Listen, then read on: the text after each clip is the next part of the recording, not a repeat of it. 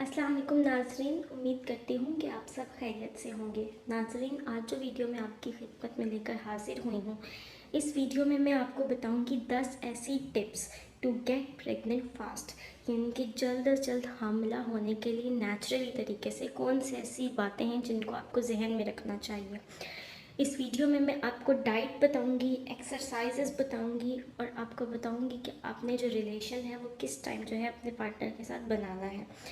इस वीडियो में मैं कोई आपको आर्टिफिशियल तरीका नहीं बताऊंगी, कोई मेडिसिन नहीं बताऊंगी, कोई हार्मफुल चीज़ नहीं बताऊंगी। तो ये वीडियो बहुत ही इन्फॉर्मेटिव है। आपने इस वीडियो को फुल जो है वो ज़रूर देखना है, एंड तक लाजमी देखना है। और साथ ही साथ मैं आपको ये बताना चाहूँगी कि आप अपने पास जो है वो कॉपी पेन लाजमी रखें इस वीडियो को सुनते हुए, ताकि आप इस वीडियो के जो पॉइंट्स हैं वो नोट डाउन कर सकें और आपको वो बहुत ज़्यादा हेल्पफुल साबित होंगे। तो वीडियो को बिला ताख़ीर शुरू करते हैं। बस एक दरख्वास्त है, वीडियो आपने मुकम्मल ज़रूर देखनी है। किसी भी किस्म की कोई भी जो है वो क्वेश्चंस हों तो वो अपने कमेंट्स में पूछ सकते हैं, अपनी राय का इज़हार कमेंट्स में दे सकते हैं। वीडियो अच्छी लगी तो वीडियो को लाइक कर दीजिएगा और शेयर भी कर दीजिएगा, और ऐसी मज़ीद वीडियोस के लिए हमारे चैनल को भी सब्सक्राइब कर दीजिएगा। Thank you so much. बढ़ते हैं अपनी वीडियो की जानिब। आगे आप लोगों को बताती हूँ कि कौन सी ऐसी 10 टिप्स हैं जो आप इजीली जो है वो प्रेग्नेंट होने के लिए, फास्टली प्रेग्नेंट होने के लिए यूज़ कर सकते हैं। सबसे पहली ये है कि ख़ुसूसी तौर पर मेंस को वुमेन के फर्टाइल विंडो का पता होना चाहिए।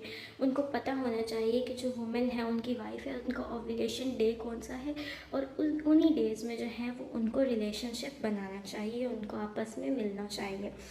तो ये कैसे पता चलेगा? क्योंकि अक्सर तौर पर ऐसा होता है कि रिपोर्ट्स जो होती हैं, वो टेस्ट जो होते हैं, नॉर्मली वो मेंस के भी ठीक होते हैं, वुमेंस के भी ठीक होते हैं। अच्छे तरीके से वो लोग जो हैं वो इंटरकोर्स भी कर रहे होते हैं, उनका रिलेशनशिप भी बहुत अच्छा होता है, बहुत ही ज़्यादा स्ट्रॉन्ग होता है, लेकिन फिर भी वो प्रेगनेंसी कंसीव नहीं कर पा रहे होते हैं। तो इसके क्या रीज़न होते हैं? क्योंकि वो वुमेन के ओव्यूलेशन डे का ख्याल नहीं रखते हैं। अब आपको यहाँ पे एक छोटी सी बात बताना चाहूँगी कि ओव्यूलेशन डे क्या होता है और ये किस तरीके से हमें पता चलता है। ओव्यूलेशन डे वो होता है जिस डे में लड़की का जो एग है वो बाहर आ जाता है, निकल के आ जाता है, और उस टाइम पे अगर वो लड़की और लड़के का रिलेशनशिप बन जाए, उनका इंटरकोर्स हो जाए, तो प्रेगनेंसी के चांसेस बहुत ज़्यादा होते हैं। तो इसी डेज़ में अगर कंटिन्यूसली जो है वो इंटरकोर्स किया जाए तो लड़की जल्दी प्रेग्नेंट हो जाती है। तो ये कैसे पता चलेगा? अब कुछ लड़कियों को लगता है कि ये पीरियड्स के बाद 14वां दिन होता है, कुछ को लगता है कि 15वां दिन होता है, तो उनकी, लेकिन ये वो समझ नहीं पाती हैं कि हर लड़की का पीरियड साइकिल लेंथ डिफरेंट होता है, और ये पीरियड साइकिल लेंथ के ऊपर ही डिपेंड करती है। सपोज़ अगर एक लड़की को जो है एक महीने में जो पीरियड्स हुए हैं वो 4 तारीख को हुए हैं, और अगले महीने में जिस डेट को हुए हैं, तो उनके बीच का जो डिफरेंस है वो 28 दिन का आता है, 29 दिन का आता है, किसी का 30, 31। हर औरत का डिफरेंट होता है, इसलिए हर औरत का जो ओव्यूलेशन डे है वो भी डिफरेंट ही होता है। तो आपका जो, अगर लेट सपोज़ आपका जो पीरियड साइकिल लेंथ है, यानी एक महीने में जिस महीने पे आपको पीरियड्स हुए हैं उस डे को इंक्लूड करके, और अगले महीने जिस डे को पीरियड हुए हैं, उन दोनों का जो डिफरेंस बनता है, लेट सपोज़ वो 28 दिन का बनता है, तो हमारा जो 14th डे होता है वो होता है हमारा ओव्यूलेशन डे। तो 28 में से 14 को अगर हम माइनस कर लेंगे तो 14, यानी कि जो हमारे पीरियड साइकिल लेंथ का 14th डे है वो हमारा ओव्यूलेशन डे बनेगा। इसी तरीके से अगर हमारी साइकिल लेंथ 29 है, मतलब 29 डेज़ का डिफरेंस है, तो 29 माइनस 14 करेंगे तो हमारा 15 डे का जो है 15th डे वो हमारा ओव्यूलेशन डे होगा।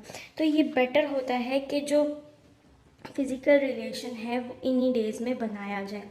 ठीक है, जो हमारा सेकंड पॉइंट है वो ये है कि कुछ लोग ये समझते हैं कि बस जिस दिन हमने ओव्यूलेशन डे हमारा बन रहा है, 14th है या 15th है, बस उसी दिन ही हमने फ़िज़िकल रिलेशन बनाना है तो दैट्स इट, हम प्रेग्नेंट हो जाएंगे। लेकिन ऐसा नहीं होता है। हमें चाहिए कि जो ओव्यूलेशन डे है उसके पीछे 4 दिन और तकरीबन उसके आगे 2 दिन जो है, कंटिन्यूसली ये 6-7 दिन है हम फिज़िकल रिलेशन बनाएं। तो उन डेज़ में कोई भी डे ऐसा हो सकता है जिसमें स्ट्रॉन्ग जो है वो फीलिंग्स भी हों, ओव्यूलेशन डे भी हो, तो उसमें प्रेगनेंसी कंसीव करना ज़्यादा हेल्पफुल और ज़्यादा इजी हो सकता है, विदाउट एनी जो है कोई इश्यूज़ नहीं होते हैं उसमें। जो हमारा थर्ड पॉइंट है वो ये है कि lie down 10 to 15 minutes after physical relationship, यानी कि जब आपका फ़िज़िकल रिलेशन आप बनाते हैं तो उसके बाद 10 से 15 मिनट कम से कम जो है वो आप लेटे रहें, आपको लेटे रहना चाहिए, लेकिन इससे ज़्यादा भी नहीं, क्योंकि इतने ही टाइम में जो मेंस के स्पर्म्स होते हैं वो लड़की की एग तक पहुंच जाते हैं, और अगर कोई एक्स्ट्रा है जो बाहर रह जाते हैं तो वो डिस्चार्ज के थ्रू निकल जाते हैं। तो वो डिस्चार्ज होना भी नॉर्मल है, उसमें परेशान होने की ज़रूरत नहीं है। अक्सर वक़्त लड़कियां आधा आधा घंटा घंटा घंटा लेटी रहती हैं, तो उसकी कोई भी ज़रूरत नहीं है। सिर्फ 10 से 15 मिनट जो है वो आप लेट जाएं तो इट्स ओके, इट्स डन। ये आपके लिए बिल्कुल ज़रूरी है, इतना ही करना। इसके बाद आपकी जो काम होना होता है, जो स्पर्म जाना होता है एग तक, वो इतने ही टाइम में पहुंच जाता है, इससे टाइम ज़्यादा नहीं होता है। और उसकी एक्टिवेशन ड्यूरेशन भी इतनी ही होती है।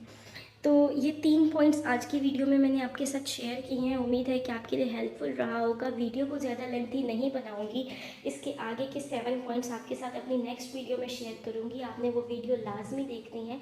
अगर आपको ये वीडियो अच्छी लगी है, आपको हेल्पफुल लग रही है, तो अपनी मेरी वीडियो को लाइक कर दें, चैनल को सब्सक्राइब कर दें, शेयर कर दें, और अपने कमेंट्स में अपने राय का इज़हार ज़रूर दीजिएगा। और मिलती हूँ आपसे इस वीडियो के नेक्स्ट पार्ट के साथ। तब तक के लिए अपना ख्याल रखिएगा। मुझे इजाज़त दीजिए। खुदा हाफिज़।